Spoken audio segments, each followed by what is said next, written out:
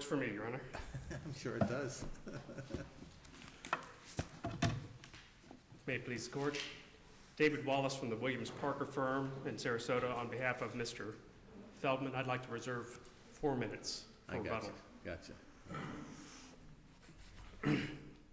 This case involves personal jurisdiction under the long-arm statute. In particular, the complaint alleges the commission of a tort in Florida, a defamatory email published into Florida, published to a Florida resident, and Well, about Florida. let's talk about the Florida resident. Yes. I'm assuming you're referring to the wife, is that correct?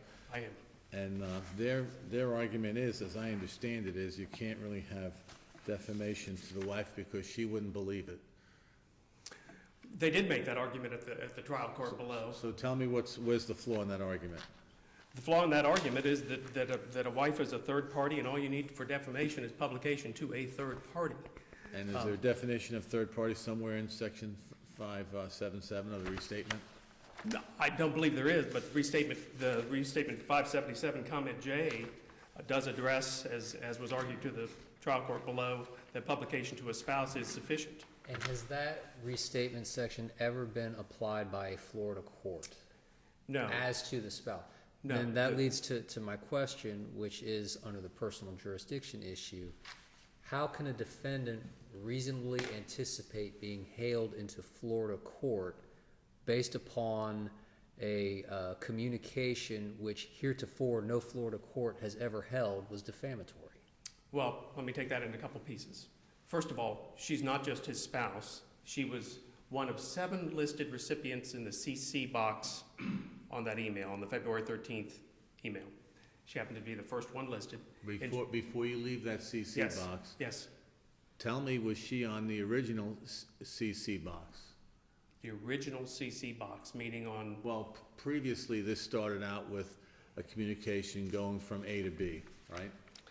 Going from Archer to Feldman, and then Feldman responded with all this information. There were several emails, several communications. But what I'm saying is, Archer didn't include his wife in this, right? Or Feldman didn't include his wife. Feldman sent a letter to Bill Burnfield. That's how this thing started. But his wife was not copied. At some point, somebody adds the wife to the CC. At some point, someone adds the wife, and I can see, for example, And that someone had to be Archer as the facts unfolded. I believe so. Okay, now please finish the answer to Judge Lucas's question. Right. First of all, she was, as I believe I was saying, she was not just his wife. She's named in a list with all the other partners. Mm-hmm. So she's named, presumably because she's a partner, that's what she has in common with the other recipients in the CC field. Second, I don't believe that the fact that that a Florida court hasn't applied comment J means that you wouldn't reasonably anticipate being hailed into court if you publish a defamatory email to a Florida resident. I don't think there can be an assumption that that's where the Florida courts would come down on that a spouse is not a third party. There's two choices in that. I think we demonstrated in the briefs that the mainstream of that, restatement, Prosser, other states, is that publication to a spouse is sufficient. And in this case, it's publication to a spouse, and it's publication to one of 7 partners. Florida has neither accepted nor rejected the restatement position. Right, and I believe, Judge Lucas, you're right, that as we pointed out in our brief, the restatement section 577 has been used in Florida cases, but restatement 577 comment J has not. Right. Let me ask a question as far as the affidavits and whether there is a real conflict in the affidavits. Mr. Archer says he didn't know she was in Florida. He didn't know she was going to open the email in Florida, among the various arguments that are raised. And then he sends a bill 3 weeks later for services to Florida. But there doesn't seem to be anything directly refuting or raising the issue of what he knew in terms of where she was when he sent the email. Am I correct that there isn't anything directly refuting his claim, I didn't know she's in Florida? Can I get a clarification of your question? You mean where she physically was when she received it, or Well, that we she was a know- Florida resident? We know she could, we all know, as Sure. we sit here. I can go to my office in Exactly. Tampa. I can go to your vacation home in North Carolina if you have one. I could Which go I did. to New York where Judge Volante visits occasionally, and I can open my email. Right. And I think the other side makes a very legitimate argument that that does not mean the defendant can be held into court any place where I happen to open the email. There has to be an intentional direction of the email into the state of Florida, and there are cases that address that. And I agree with that So principle. what is there that creates the issue of fact or the refutation of his claim? I didn't know she was in Florida. Okay, I think there's several things in the affidavits and the attachments to the affidavits that address that. A starting point with that is the February 13th email itself, the text of it, which includes a statement, "You moved to Florida around the same time," referring back to the prior sentence, which mentions 2009.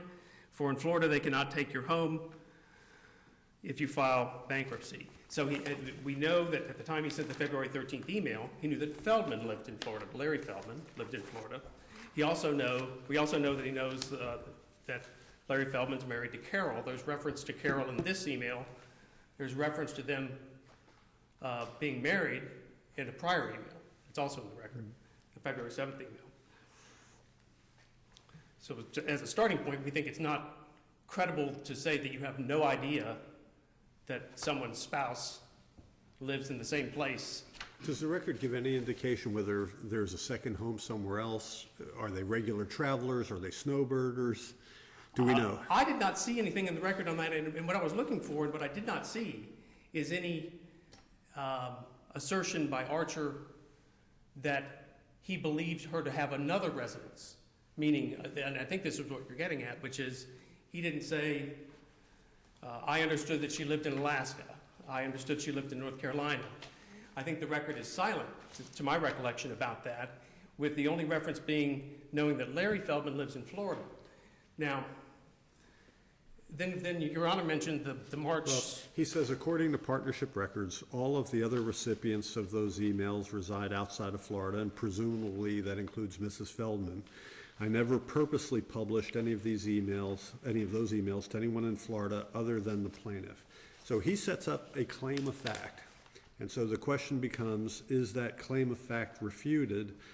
And Mr. Feldman's affidavit says Carol is a resident of Sarasota who receives partnership distributions in Sarasota that are directed by Burnfield. So that doesn't really help your case because it doesn't say that Archer knew Burnfield sent them to Florida. Well, he was designated by Burnfield to respond to this. He identified himself, I believe, as general counsel for the partnership. He didn't just say If he says he doesn't know, well, you're now trying to take an inference to say, well, maybe he really did know. he didn't say, to my knowledge, or the partnership records that I've seen don't show any of the other recipients as being Florida residents. To He my said that. knowledge, plaintiff is the only Florida resident to whom I sent the emails. And that's a pretty affirmative statement. It is an affirmative statement, but he also said this affirmative statement, which is, according to partnership records, all of the other recipients of those emails reside outside Florida. Now, he didn't say, to my knowledge, or those partnership records that I've seen, or anything like that. And it's a direct conflict in the record that the partnership records do show, or must show, that Carol Feldman lives in Florida, because she was receiving monthly and annual partnership documents at her What if they residence. show that she lives in New York, but as a favor, knowing the Feldmans, liking the Feldmans, know they come down to Florida every so often, Mr. Burnfield says, I'll just send it to her down there. I mean, that may or may not be reflected in the partnership records. I'm not sure that our record tells us that. Well, our record tells us that the partnership documents that she identified receiving at her residence in Florida. So, in my view, that's a direct conflict with what he said. The partnership records don't identify anybody else in Florida, and what he said, Mr. Feldman said in his affidavit, that the partnership records must indicate that she lives here because that's where she gets her partnership documents. Well, address for me the standard for summary judgment in specifically in the context of, can you use an inference to create a genuine issue of fact in opposition to a specific statement? Well, it's not summary judgment. It's, Did I say summary you judgment? did. That's all right, but it's similar, it's very similar. Well, this is a Venetian salami It is. analysis. It is. In which there was not really an evidentiary hearing. You hadn't gotten to the stage of an evidentiary hearing, so the court is doing essentially what happens on summary judgment, reconciling or trying to reconcile the affidavit. I agree, and reconcile is the word.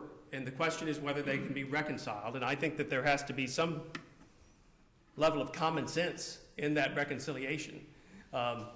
I think if you look at this record, and you see Mr. Archer knows Larry Feldman lives in Florida, Mr. Archer says that there are no partnership documents that show that Mrs. Feldman lives in Florida, but we have a direct conflicting affidavit statement on that point, then we know that Mr. Archer mails letters to Larry Feldman in Florida, and we know that Mr. Archer mails to the very same address, just a couple weeks later, a bill to Carol Feldman in Florida. Counsel, on that point, wouldn't then the procedure, and maybe you all asked for this, presumably at the motion to dismiss, you had a hearing before the trial court, the affidavits were presented. Did either side bring up to the trial judge's attention, say, Judge, we have conflicting affidavits, this per the Venetian salami rule needs to go to an evidentiary hearing? Did anybody ask for that? Not in so many words, but I'm going to say yes with a qualification, then I'll point you to where in the record. Okay. And I think this is not unlike, by the way, picking up on your summary judgment reference, this is not unlike being at a summary judgment hearing where both sides come in and say, there are no questions of fact so long as you decide for me. But of course, even after that hearing, the trial judge from that summary judgment has to say, well, are there questions of fact? And just because both lawyers say there are no questions of fact, doesn't mean there are no questions of fact. If there are, summary judgment's denied, right? So it's not unlike this situation. Here's what happened at this hearing. Mr. Archer's trial counsel said, and I think this is at something like page 5 of the transcript. Mr. Archer's counsel said, I don't think there's any conflict in these affidavits. Now, but then a couple paragraphs later, he says,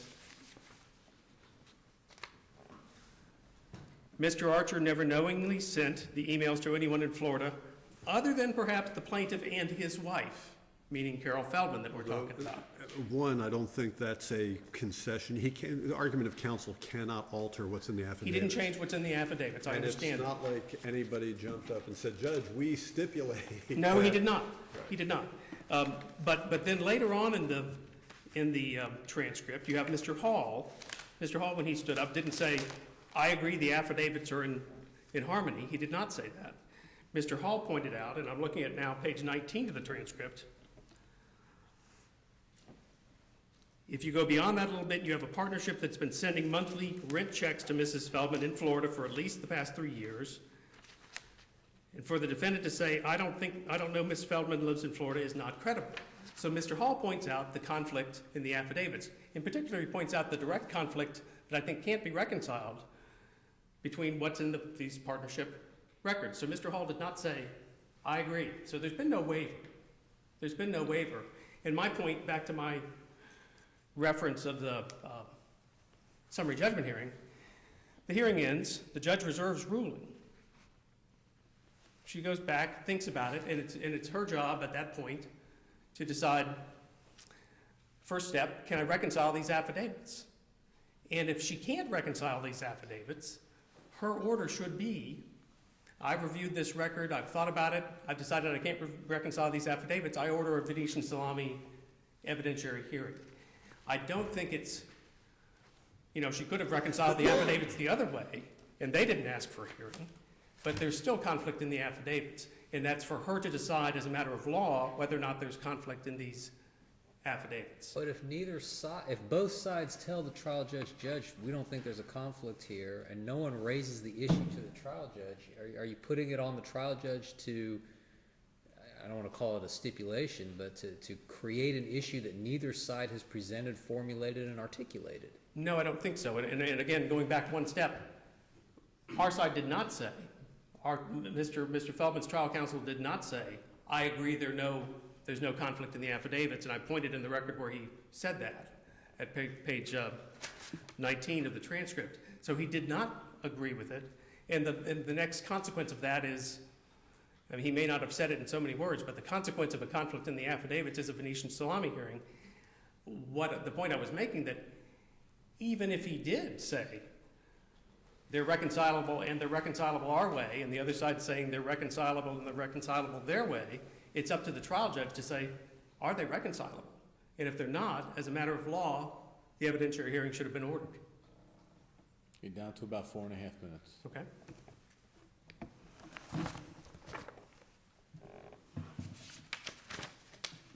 I think that the primary point is there's just no question in Florida law, but that we have the Wiggins case recently decided by this court talking about specific and general jurisdiction. There's no question, some of the cases referred to in Wiggins and then some of the other cases we referred to in a brief, but that a single contact, like a single email, a single letter can form the basis for personal jurisdiction in Florida. The Price case is probably closest on point. By publishing the email in Florida and directing the defamatory comment at a Florida resident, Cronenberg establishment of contacts, that's what happened in our case, sent out to a group of people, and one of whom was in Florida. And we believe the record was sufficient in the affidavits to show that he knew she was in Florida. And if there's any question about that, there was enough question about it that it should have ordered the Venetian salami evidentiary hearing. This is a question out of curiosity. Let's say he knew she was in Florida, that we're satisfied with that, but she happened to be traveling that day and opens the email in Atlanta. Would you have jurisdiction in Florida? I think so. We kicked that very question around a little bit thinking about this day. I believe so. And it goes to what you said a little bit ago. Even though the tort at that moment was not committed in Florida, because it wasn't directed to her in Florida. It was directed to a Florida resident who was on the road. I think I believe so. I mean, I think it's academic for us because she was in Florida. I think her affidavit says she did receive it at her home in Florida. So any speculation about her being on vacation doesn't matter. But I think it probably would, because she would still go home someday, and it would still be her email with a direction into Florida. Well, I called it a matter of curiosity, but it really goes to the question of, does the defendant reasonably anticipate being hailed in Florida Right. in that circumstance? And that goes back to, if you think she's a Florida resident and you send her an email, you could reasonably expect to be hailed into court. But if you know she's a business traveler, we can take this item with a lot of hypotheticals, but a business traveler, you don't know where the heck the person's gonna be when they open it up. Would it still give you jurisdiction in Florida? And your position is yes, it would, because they're a Florida resident, you know they're in Florida, the fact that they happen to be traveling that day, we can't control. I think so. But in this case, we don't have any of those fortuitous, attenuated, those considerations don't really, in my view, apply, because what we have is a Florida resident receiving an email at her personal email address while she's at home in Florida. So we don't have to answer those questions. Do you want to save any time for? I do. So I'll close here unless there are any other questions. I'll bump you up to 2 minutes. Thank you, Your Honor.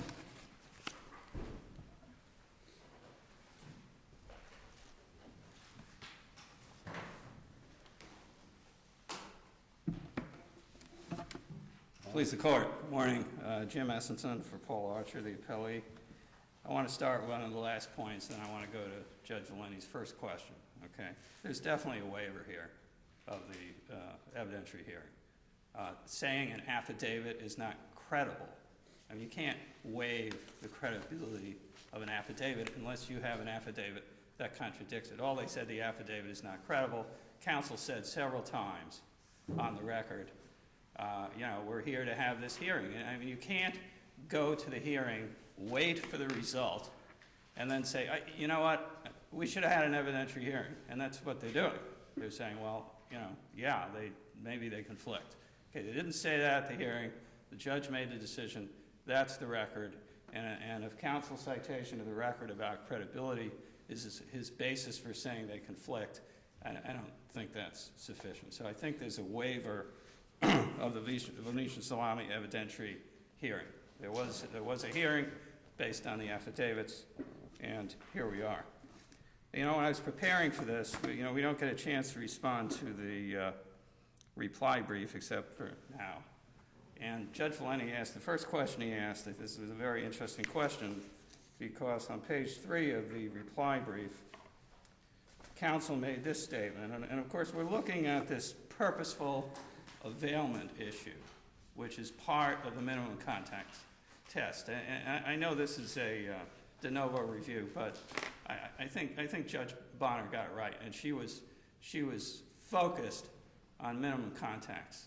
So, and Judge Silverman was alluding to this point. Do we have a fortuitous, random type of contact, or is there a purposeful contact between the defendant and the forum state? And I might add, when you're looking at that issue, if that's the issue, the residency of the plaintiff is completely irrelevant. It was a little sort of bootstrapping going on in the briefing, where they were saying, well, he sent the letter to Mr. Feldman, but that's not a tort. He sent the letter to Mr. Feldman. Well, it's relevant to the extent that they're married and your client supposedly knows that they live in Florida now. Right. It only goes to that issue. Okay. Otherwise, it just establishes the residency of the plaintiff, which is not relevant. But on page 3, Mr.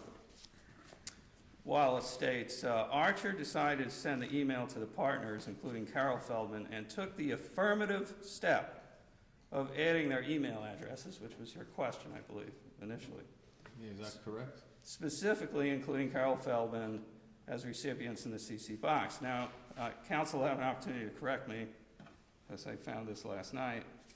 There's no citation to the record for that statement. Now, if you look at the record, if you go to page 35 of volume 1, I think there is only one volume, but 35, the first email is from Larry Feldman, the plaintiff, to Mr. Bernfeld. And in the CC line is Carol Feldman. That's what's in the record. So, we did make a point in the brief that he initiated this. So we really can't read into who added her or didn't add her, other than what we have in the record. Right. Is your point. And what That you may or have, may not have been changed in intervening emails, but at least from what you have, the initiation included her. right. And the plaintiff, and this is, we cited some cases, Swanky Apps and the Swanky Apps, the E.F. Hutton case. There's several cases talking about the randomness and the attenuation of the contact. But it looks like, if you look at the record as a whole, first of all, this statement is not supported by the record, so that was a good question. But I think what the record shows is that this email exchange, and I don't know the exact difference between a chain and an exchange. Counsel says, well, it's not an email chain because the subject line was changed. I don't know if that works either. I'll point to another email in the record. But the first email in the record is the inquiry from Feldman to Bernfeld. And that has Carol Feldman and all the other folks are in the CC. So again, we don't have Mr. Archer affirmatively, sending or publishing this thing But he knew in Florida. that she had a house in Oregon that was up for sale. Well, apparently, Is that they correct? also lived in Colorado. I think you asked that question. That's in the complaint. It doesn't say they lived there. It says that they had business ties in Colorado, but they did live in Colorado. But I'm going to get bolder than that, because even assuming he knew that, I don't think there's minimum contacts. So I'll address that in a second. I'll try to keep an eye on my time here. So anyway, he initiates the contact. The plaintiff, puts the wife in the field for copies along with everybody else. There's nothing about the email address that suggests to anyone that she's in Florida. As we pointed out in the brief, Judge Silverman asked a question. She could have opened it anywhere. I mean, if this wasn't kind of a nasty little spike case, there are some interesting issues. To me, the CC question is somewhat of a red herring, because he doesn't say in his affidavit that, I didn't realize there was a CC on there, it was hidden from view, as I know sometimes they are. So it seems to me that's really tangential. The ultimate issue is, did he know or reasonably believe that the email would be opened in Florida? And if Mr. Wallace's argument is based on some inferences as opposed to really direct refutation Right. of your client's statement. And so where I'm struggling right now is, well, how far can we go with drawing those inferences and saying, okay, that's enough to get you to a Venetian Salami evidentiary hearing? And I understand everybody's saying, well, nobody specifically told the judge that you need to do it, but Venetian Salami is also pretty well known. And I think unless, I'll have to go back and read the record, but I'm guessing nobody said, by the way, Judge, you'll never get to a Venetian Salami evidentiary hearing because everything is so crystal clear. I think everybody just said, well, there's the affidavits, you can rule on that. That's a lot of questions rolled up in one. Well, but that's a concession that, look, you know, It happens all the time on summary judgment, and then we say, no, there are facts in dispute, you have to go to trial because there are facts in dispute despite the concession or the claim of everyone that there are no facts in dispute. Well, let me talk about burden of proof, because I use Hilltopper a lot. That's a decision of this court. Okay, Hilltopper makes it clear that the burden on jurisdictional facts is on the plaintiff. Okay, it's on the plaintiff. So they need to go into court and say, Judge, these affidavits conflict. You know, we need to have a hearing. I mean, I don't think they get the right to argue the thing, get the result, and then go back and say, well, okay, we don't like that, so you know, now we need an evidentiary hearing. I don't think it passes muster anyway, so I want to get to that. Because even assuming arguendo that he knew that she resided in Florida, you know, you have the issue of publication to the wife. I'll make another point here. Page 5 of the reply brief, the appellant says the sole purpose of this publication to partners was to have the partners become distrustful of Feldman.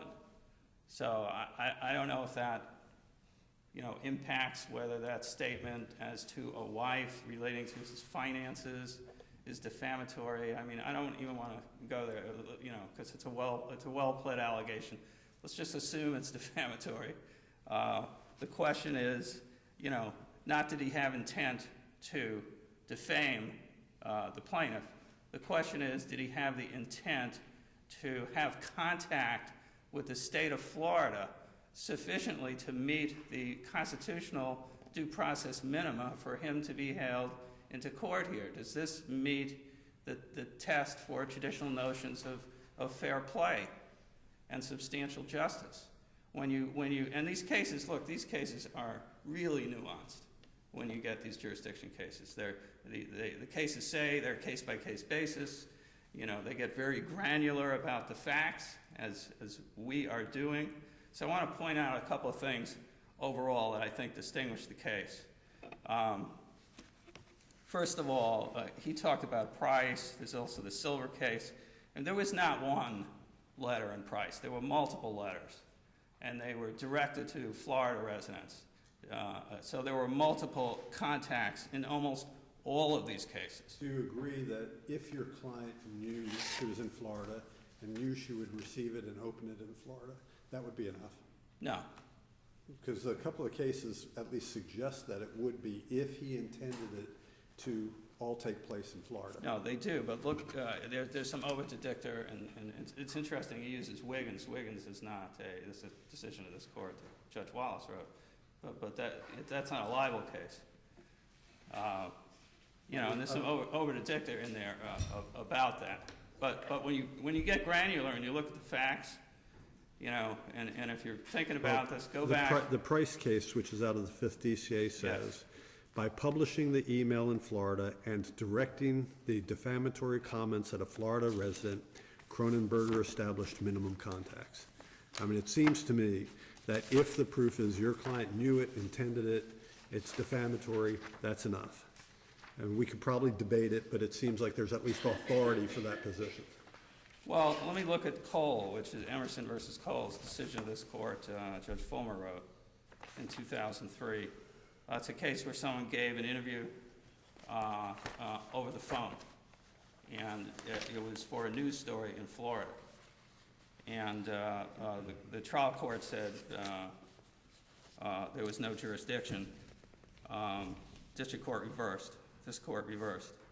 A couple of things they said was that this is not a place of incidental publication. This is the place of primary publication. So now you have 1 out of 7 partners who happens to be the plaintiff's wife, and that's another hoop you have to jump through here. You have to say, okay, this is Florida law now. You can, we're going to adopt the comment section from the restatement. Say, the court went on to say, in this case, Cole admitted to multiple phone conversations. This case does not deal with an isolated conversation. Some single or occasional acts may not be sufficient to establish jurisdiction if their nature and quality and the circumstances of their commission create only an attenuated affiliation with the forum. When you really comb through these cases, this one, I understand what you're saying, Judge Sullivan, I struggle with this myself, but this one is as thin as you're gonna get, okay? You got a CC line in a nasty email exchange started by the plaintiff, going to the plaintiff's wife, and in our view, no other contacts. Even the shipping case, Iliac, I mean, they go through a litany. Well, okay, there was only this, but the defendant had all these other contacts with the forum. Mr. Archer has no other contacts with the forum. I mean, this thing is really, really thin. We talk about the Posner test, purposeful availment. When you look at the Burger King factors, let's assume that he knew that she was here. When you look at the Burger King factors, I mean, nobody wants this case. There's no public policy in Florida that would suggest that, great, this is the right forum for a spite case between these people. I mean, the judge would run screaming if you had to try this lawsuit. So, bad facts, and I suggest this in the brief. I mean, bad facts make bad law. He initiated the case, and the other thing that's important is that unlike a summary judgment, we're drawing an analogy to summary judgment. A summary judgment closes the courthouse door. That's a serious thing, and we have a really, really high standard for saying you have no access to the courthouse. Boom, you're done as a matter of law. This does not leave the plaintiff without a remedy. If he's so aggrieved, the question is, does he have enough contact with Florida? And the answer is no. He doesn't meet the minimum contacts test. I mean, anyone can plead, anything on long-arm jurisdiction, so I'm not even going to go there. It's about minimum contacts, and he doesn't meet the test. And if you read the cases and you apply the criteria, whether it's at a Burger King, Posner is cited by the appellant. It's 11th Circuit case. It's good law. It just doesn't make it. And there's so many hoops this court has to jump through to reverse this. You gotta rule in his favor on the affidavits. You have to make a finding that the record reflects that Mr. Archer knew he was directing the email to Florida. To that point, I mean, I don't know if they asked for this relief, but couldn't we reverse and remand to have the evidentiary hearing that did not occur? Well, you could. I don't think that would be the right decision because they went to a hearing. Well, I'm just going to that last point that you were just making. Yeah, I mean, is that a possible? Does the court have the power to do that? Sure. Well, you argued waiver, but was that brief, that issue? Well, I think we mentioned it in the brief. Sure. I mean, they don't really argue that they should have. This was sort of a passing thing in their brief. Was it the hearing? Was it not the hearing? It was just the hearing on the motion. They never actually held a hearing. They had a hearing on the Venetian Salami by stipulating, in effect. Stipulating to the facts? Stipulating that the affidavits were not in conflict. So, I mean, was it both? Right. Was it obvious to both sides that was in lieu of the hearing? Well, it certainly. That was the hearing. That was the hearing. Certainly appeared. I mean, I was not the So, I trial mean, we counsel. couldn't really remand if we agree with that hypothesis. correct. If you agree with that hypothesis, you cannot remain. All right, Yes. just checking. Yes, and that's, I think, I'm sorry if I didn't understand your question. Yeah, you have the power to do that, but if you agree with the hypothesis that they had the hearing, you can't do that. You're down to about 2.5 minutes. Okay, if so, wanna wrap up. But your position is nobody ever tells the trial judge, and by the way, if you disagree with us that there's no conflict, then you're gonna have an evidentiary hearing to resolve it. Nobody tells the judge that. Well, I mean, could they have made that argument and asked the judge to take that under advisement? They could have, but they didn't. That Well, argument's not made. here's the thing, as many times as I've done Venetian salami type cases in practice, I always said, we win, here's why we win, but judge, if you disagree with me, then we have to have an evidentiary hearing. And I just want to make sure that I'm clear, that no one on the record says, judge, if you think there's a conflict here, then you have to go to the next step and do what Venetian salami says, which is have an evidentiary hearing. Well, the only thing I can tell you is I read it last night, and I did not see that in the record, and that could have been an option or a card that they could have played, but I think you made the point earlier when my esteemed colleague was up here that when you look at the affidavits, you can certainly read them as not conflicting because they don't contradict. They don't make a statement under oath that contradicts what Mr. Archer says. What they're asking the appellate court to do is to draw inferences from other facts rather than bringing an affidavit to the court. They're saying, well, Mr. Bernfeld sent him stuff, so he must have known. Okay? But I'm going to take it a step further. Of course, they're not going to get your client presumably to admit, oh yeah, I really knew. But you could set it up as, here's the circumstantial evidence, and judge, you're going to have an evidentiary hearing because you're going to have to decide if he's telling you the truth or lying. Well, you have to ask for that. Yes, and if you don't ask for it and you say we're here, we're having the hearing, here are the affidavits, and the defense lawyer gets up and says, Judge, we've agreed. I think he says, we've agreed, actually, if you look at the record. I think he says, we agreed that, we don't need an evidentiary hearing. And Mr. Hall, I know Mr. Hall, he's a very good lawyer, Vince Hall's related to Vince Hall. Down to a half a minute. So anyway, this case should go away and it should go to another state, and that can be done with 3 little letters called PCA. Florida doesn't need this case. He didn't meet the minimum contacts test, and we'd ask the court to affirm based on the failure to meet the constitutional minimum. All right, thank you. Thank you. Mr. Wallace, I'm liberally giving you 2 minutes because we did pepper you with questions. Thank you. I do want you to specifically address it, because it's come up again and again. Am I understanding correctly? Both attorneys say, Judge, this is resolvable on the face of these affidavits. There's no conflict. You get to rule. Did anybody say, and by the way, if you do think there's a conflict, you have to have the evidentiary hearing? Okay. That's actually, I think it's a couple questions and a couple different answers. First, as to the first, I think that Mr. Archer's counsel said that he thought the affidavits were in concert. Okay. Mr. Hall, I don't believe, did say that. And in fact, I've cited to the page where Mr. Hall pointed out that that there was a conflict with regard to the partnership records going to Mrs. Feldman in Florida. So I don't believe Mr. Hall conceded that. At that moment, isn't he supposed to say, and Judge, you now have to have an evidentiary hearing because they're in conflict? And that isn't what he says. He says they're not in conflict, we win. He says that what they say, he said 2 things. It wasn't just that they're not credible. He says that they're in conflict because he doesn't use the word conflict, but he says they're in conflict because of the partnership records issue, which is a conflict in the affidavits. They're in conflict, and therefore you have to have an evidentiary hearing. He doesn't say that. He says they're in conflict, but we win. Not in that same passage. Which You're right. You're absolutely right. incorrect under Venetian sly. I mean, if they're in conflict, you get an evidentiary Well, hearing. that gets back to where it was before, which is that ultimately it's for the trial judge to determine whether there's a conflict.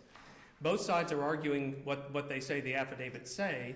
Mr. Hall pointed out the conflict. He didn't waive or concede that they say what Mr. Archer's counsel said they said. He pointed out a conflict in the affidavits, and the other conflicts in the affidavits, I believe they're inferences, there's circumstantial evidence, but they're not leaps of faith that Mr. Feldman